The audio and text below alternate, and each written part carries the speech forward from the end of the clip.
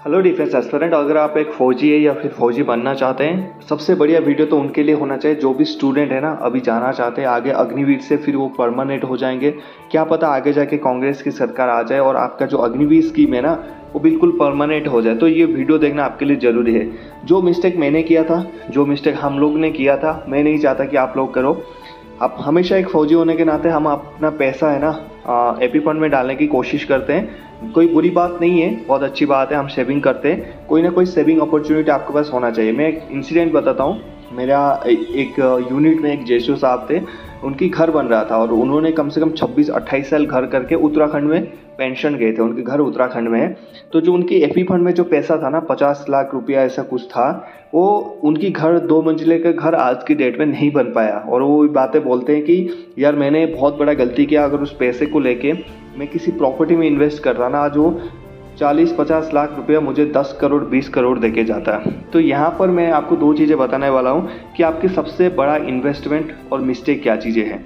2 type की investment, 3 type की investment होता है। एक तो होता है एपी फंड इन्वेस्टमेंट, जो आप इंडियन आर्मी आपके हर महीना कुछ सैलरी से काट के रखता है और उसके ऊपर आपको ब्याज देते हैं हर महीने पर, क्या बोलते हैं, हर साल आपको ब्याज मिलता है। दूसरा होता है एक बैंक अकाउंट में सेविंग अकाउंट, वो कोई फ़ायदा नहीं है, वो तो 6%, 5.8, उसके बारे में मैं डिस्कशन ही नहीं करूँगा, उसको इसलिए बाईपास कर दिया। तीसरा सबसे बड़ा अपॉर्चुनिटी है जो म्यूचुअल फंड ऑब्लिक स्टॉक्स। देखिए, स्टॉक्स में इन्वेस्ट करना काफ़ी डिफिकल्ट होता है एक फ़ौजी के लिए, क्योंकि उसके पास इतना टाइम तो रहता नहीं मैनेजमेंट करने के लिए। तो बेस्ट ऑप्शन रहता है यहाँ पर 2, एक एपी फंड है और म्यूचुअल फंड है। तो आज की वीडियो में हम बात करने वाले हैं कि इन दोनों में से कौन सा बेहतर रहेगा। जो आज आप एंट्री कर रहे हो या फिर ट्रेनिंग में हो, ट्रेनिंग कर चुके हो, आपकी अंडर 5 ईयर सर्विस है, अंडर 10 ईयर सर्विस है, आगे जाके आप 10-20 साल सर्विस करने वाले हो। इस वीडियो में पूरा कैलकुलेशन के साथ आपको लाइव दिखाऊंगा कि आपकी इन्वेस्टमेंट का कितना फ़ायदा होगा अगर ये छोटी छोटी मिस्टेक आप नहीं करोगे, और कौन सा सबसे बढ़िया फंड होगा आने के लिए। ठीक है, तो वीडियो में बने रहिए। ऐसे इंटरेस्टिंग डिफेंस फैक्ट के लिए हमारे चैनल को आप सब्सक्राइब कर सकते हैं। हमारा एक ऑफिशियल टेलीग्राम चैनल है जिसका नाम है आर्मी सर ऑफिशियल, आप वहाँ पर भी हमें फॉलो कर सकते हैं। काफ़ी स्टूडेंट्स वहाँ पर जुड़ चुके हैं। ईमेल आईडी है चैनल के बारे में, पर्सनली क्वेश्चंस के लिए आप वहाँ से भी हम मेल कर सकते हैं। यहाँ पर मैं आपको लेके चलूँगा थोड़ा बेसिक कैलकुलेटर के पास, वहाँ से आपको कैलकुलेट करके दिखाना चाहूँगा। पहले मैं आपको बताना चाहूँगा एपी फंड का जो इंटरेस्ट रेट है अभी फिलहाल है 7.10, और ये अप एंड डाउन होता रहता है, लेकिन अभी के हिसाब से चल रही है, यानी 2024 में ये 7.10 है। पहले ये 8.5-9% था, पहले जब हम एंट्री किए थे तब था। ये अभी कम होके 7.10, और कुछ ही दिन के बाद ये 6 में भी आ जाएगा, 6.5 में भी आ जाएगा, और कुछ ही टाइम से पहले भी ये 6.9 तक आ गया था। तो ये डिफरेंस ये चलता रहता है, थोड़ा बहुत ऊपर नीचे चलता रहता है। तो यहाँ पर हम लगभग इसको 7% के हिसाब से लेके चलेंगे। कितना? 7% के हिसाब से लेके चलेंगे।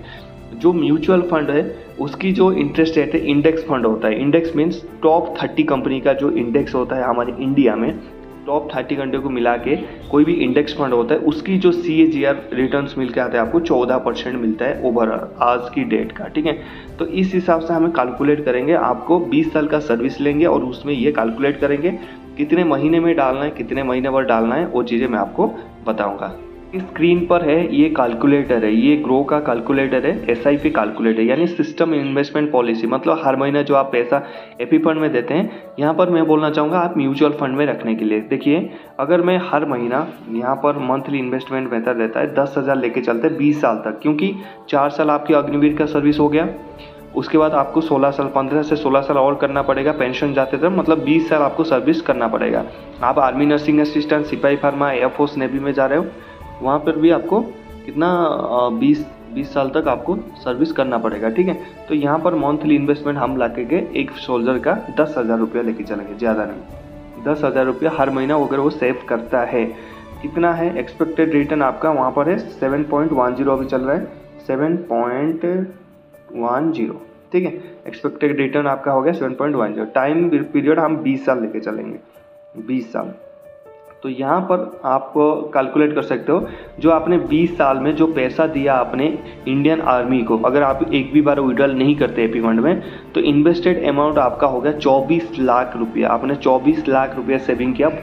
उसके बाद 20 साल में एस्टिमेट रिटर्न अपना दिया 29 लाख रुपया आपको इंडियन आर्मी की तरफ से आपको रिटर्न मिला। ये श्योर शॉट रिटर्न है 29 लाख रुपया। टोटल आपकी वैल्यू हो गया 53 लाख रुपया। जब आप मेंशन जाएंगे तो आपको 53 लाख आपको मिलेगा। मैंने एक कहानी स्टोरी बताया था 50 लाख की आपको वीडियो के स्टार्टिंग में, एग्जैक्टली यही स्टोरी है, ठीक है। तो आपको 53 लाख का आपको यहाँ पर मिलेगा, ठीक है। अगर मैं ये पैसा मान लीजिए आपने यहाँ पर एपी फंड में इन्वेस्ट किया और आपने श्योर शॉट आपको मिला 7% 7.10 में, ठीक है। लेकिन मैंने यह क्या किया, मेरा मंथली इन्वेस्टमेंट सेम रखा, यहाँ पर मैंने इस पैसे को इंडेक्स फंड में डाल दिया, ठीक है। इंडेक्स फंड में भी खोल के दिखाऊंगा आपको कौन सी इंडेक्स फंड में आपको डालना है। तो यहाँ पर एक्सपेक्टेड रिटर्न अपना 14% है इंडेक्स फंड में, ठीक है। तो टाइम पीरियड सेम 20 साल रखूंगा। यहाँ पर इन्वेस्टेड अमाउंट सेम रहेगा, 24 लाख रुपया आपका इन्वेस्टमेंट अमाउंट रहेगा। एस्टिमेट रिटर्न पे थोड़ा ध्यान दीजिए और इसमें अचंभित या फिर सरप्राइज होने की कोई ज़रूरत नहीं, एग्जैक्टली नंबर बता रहा हूँ, 1,07,63,463 टोटल वैल्यू आपकी हो जाएगा 1,31,63,463। यानी 20 साल में अगर आप 10,000 सेविंग करते हैं हर महीना, जो कि पॉसिबल है आज की डेट में, तो वहाँ पर आप करोड़पति बन के यानी 1,01,5 करोड़ के आसपास आप लेके चलते हैं। मान लीजिए आपने अपने पूरा सर्विस किया, यानी 20 साल नहीं, आर्मी की सर्विस कितना होता है 32 साल किया। आपको 32 साल की सर्विस का भी दिखा देता हूँ। आपने पूरा दिया, अपने म्यूचुअल फंड को, इंडेक्स फंड हाउस को दिया आपने 38,40,400। एस्टिमेट रिटर्न आपका आया 6,98 लाख, यानी 7 करोड़ रुपए आपकी एस्टिमेट रिटर्न है। टोटल वैल्यू हो जाएगा आपका 7,36,86,330। इतना रुपए का आपका हो गया। अभी आप बोलोगे कि सर ये जो हमारा एपी फंड होता है ना, उसमें टैक्स का बेनिफिट मिलता है। टैक्स कितना मिलता है 1.5 लाख। 1.5 लाख के ऊपर आपका कोई भी टैक्स नहीं लगता। तो मैं आपको बता देना चाहूँगा भाई, तुम लोग जब तक 10 साल की सर्विस करते हो ना, तुम ऐसे भी टैक्स के अंदर आते नहीं हो, तुम्हारा पेमेंट इतना बनता भी नहीं है कि तुम टैक्स लाभ में आ जाओ। पहली बात तो ये ध्यान रखना, आप अलाउंस जो होता है ना इंडियन आर्मी के, अलाउंस के ऊपर कभी भी टैक्स नहीं लगता, ठीक है। अलाउंस के ऊपर कोई टैक्स नहीं लगता। आपका जो बेसिक पे, डीए, ये सारे चीज़ों के ऊपर टैक्स लगता है। तो 10 साल सर्विस तक तो आपका कहीं नहीं नंबर आएगा। अगर आप अदर रैंक्स में काम कर रहे हैं कहीं आपका टैक्स में नंबर नहीं आएगा, उसके अगले 10 साल आएगा, ठीक है। लेकिन यहाँ पर एक सोल्यूशन और भी है। क्या है सोल्यूशन? वो है आपका टैक्स फंड में भी इसको डाल सकते हो। जैसे मैं आपको दिखाना चाहूँगा यहाँ पर एक टैक्स फंड खोल के, तो आपको टैक्स फंड ही दिखाता हूँ। उससे पहले इंडेक्स फंड ही आपको क्लियर करवा देता हूँ, आपको परसेंटेज में कन्फ्यूजन आ रहा होगा। तो यहाँ पर देखिए, यहाँ पर जाना ग्रो ऐप में या फिर किसी भी आप स्टॉक ऐप पे ट्रेडिंग आप ले सकते हो। वहाँ पर देखिए HDFC index, S&P BSE Sensex fund, ये बहुत अच्छा फंड है। इसको अगर मैं क्लिक करूँ तो ये देखिए अभी तक यहाँ पर 3 साल का यहाँ पर रिटर्न मैं आपको दिखाना चाहूँगा। देखिए यहाँ पर जाइए, ऑल में 13.47 का इसका रिटर्न रेट है। 13.47, इसलिए हम इसको 14 पॉइंट लेके चल रहे हैं। अगर 5 साल का रिटर्न देखो तो 14.26, 3 साल का देखो 16.16, 1 साल का देखो 24.3% का रिटर्न, 6 महीना पहले देखो तो 11% और 1 महीना पहले देखो तो 8.47 का यहाँ पर मिला है। तो ये जो आपका जो एपी फंड में आप पैसा देते हो ना, गवर्नमेंट अपनी पॉकेट से या उनके घर से ज़मीन बेच के आपको नहीं देता, इन्हीं स्टॉक्स में वो लगाता है। और इन्हीं स्टॉक से वो क्या करता है, जैसे मान लीजिए आपने सेम 24 लाख हमने कैलकुलेट किया था ना, 24 लाख आपने दिया, उसने स्टॉक मार्केट में पूरा पैसा लगाया आपका 20 साल का, उसको कितना रिटर्न मिला 1,31,00,000 कुछ मिला। और टोटल आपको कितना देना पड़ा उसको 53 लाख। भाई कितना प्रॉफिट होगा देख लो, 30 और वो हो गया 50, 80 लाख रुपए उस गवर्नमेंट को प्रॉफिट हुआ, सिर्फ अगर वो आंख बंद करके इसमें लगा दे, ठीक है। इसमें कोई भी आपको रिसर्च की ज़रूरत नहीं थी। इंडेक्स फंड में आंख बंद करके आप लगा सकते हो, अपना आप आपको रिटर्न दे देगा। तो गवर्नमेंट आपकी पैसे से आपसे लेके सिर्फ इसमें आंख बंद करके डाल भी दिया, तब भी उसको 80 लाख के आसपास प्रॉफिट हो रहा है। 80 लाख कुछ नहीं है तो 70 लाख तो है ही है उसका 20 साल तक। और आपको कितना दे रहा है 53 लाख, कमा कितना रहा है 1,31,00,000 रुपया, ठीक है। तो ये गेम होता है। गवर्नमेंट अपनी कुछ ऐसा नहीं है, उनके पास कोई मशीन नहीं है, पैसे का मशीन नहीं है जो आपके पैसा लिया और पैसा निकाल के दे दिया, नहीं। वो कहीं ना कहीं लेके प्रॉपर्टी, शेयर मार्केट में ज़्यादातर पैसा आपकी इन्वेस्ट होता है, ठीक है। हाँ, वहाँ पर एक गवर्नमेंट गारंटी है कि आप 7.10 मिलेगा। लेकिन अगर हमको छोटे छोटे टाइम पे इन्वेस्टमेंट करना है तो म्यूचुअल फंड अच्छा नहीं है। लेकिन अगर हमारे को 5 साल 10 साल 15 साल 20 साल, हम यहाँ पर 20 साल लेके चलेंगे तो म्यूचुअल फंड से अच्छा ऑप्शन आज के डेट में कुछ नहीं है। अगर आप चौंक रहे हो कि आप करोड़पति नहीं बनेंगे, आई एम डैम श्योर, आप भरोसा करिए और इन्वेस्ट करिए इसी में, फंड में।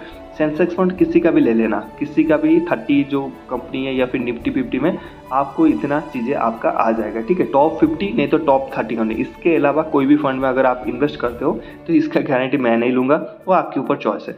अब आपको टैक्स फंड एक दिखा देता हूँ, ठीक है। मेरा एसेट का अच्छा फंड है, मैं भी काफ़ी इसमें इन्वेस्टमेंट करता हूँ, लेकिन वही ये पैसा बचता ही नहीं, पता नहीं कहाँ चला जाता है। मेरा asset ELS tax saving fund, यहाँ पर जो आप एपी फंड में मुझे क्लेम कर देते ना सर 1.5 लाख मुझे मिलता है, तो इस फंड में अगर मैं इन्वेस्ट करता हूँ, यहाँ पर ऑल में जाइए तो 20.34, इस फंड से भी मैं कैलकुलेट करवाऊँगा आपको। आज तक जब से ये फंड आया है ना तो 20% 34 मतलब परसेंट दिया है। अगर एक महीने में 4.92, 6 मंथ में 7.13, 1 ईयर में 37.32, 3 ईयर्स में 20%, 5 ईयर में 20% और आज तक 20% इसने रिटर्न दिया है। और इसके ऊपर आपको क्या है, 1.5 लाख का जो आप बोल रहे हो ना टैक्स रिडीम करना, टैक्स छूटवाना, इस फंड से भी आपको मिलता है। अगर इसको मैं कैलकुलेट करूँ तो आइए एक बार कैलकुलेट करते हैं यहाँ पर। तो यहाँ पर अगर मैं कैलकुलेट करना चाहूँ तो देखिए यहाँ पर 10,000 आपने दिया, यहाँ पर 20% में कर देता हूँ, 20% हो गया। 32 साल के लिए नहीं, हम करेंगे 20 साल की नौकरी, ठीक है। हाँ, तो 24 लाख सेम यहाँ पर देख सकते हैं, आपकी इन्वेस्टमेंट 24 लाख हो गया।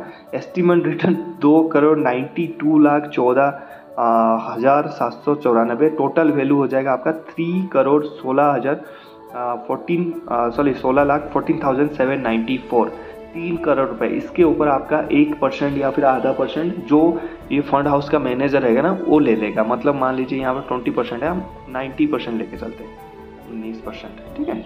इसका भी कैलकुलेट कर लेंगे तो 2,71 लाख रुपया आपको मिलेगा अगर इस फंड से आप 20 साल के लिए इन्वेस्ट करते हो। और वहीं पर एपी फंड में आपको सिर्फ 53 लाख रुपया मिल रहा है, ठीक है।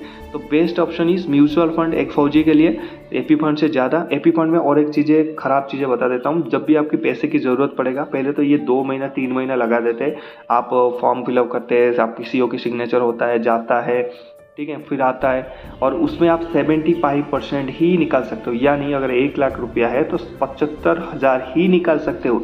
अगर आप सोच रहे हो 1 लाख का 1 लाख निकाल लूँगा, नहीं होगा। जब पेंशन जाओगे तब वो देगा पूरा पैसा, ठीक है। तो वो भी एक उसकी डीमेरिट है, जब भी आपकी पैसे की ज़रूरत है तो 75% ही आपका विड्रॉल होगा। ये ध्यान रखना सर्विस जब भी करोगे तो।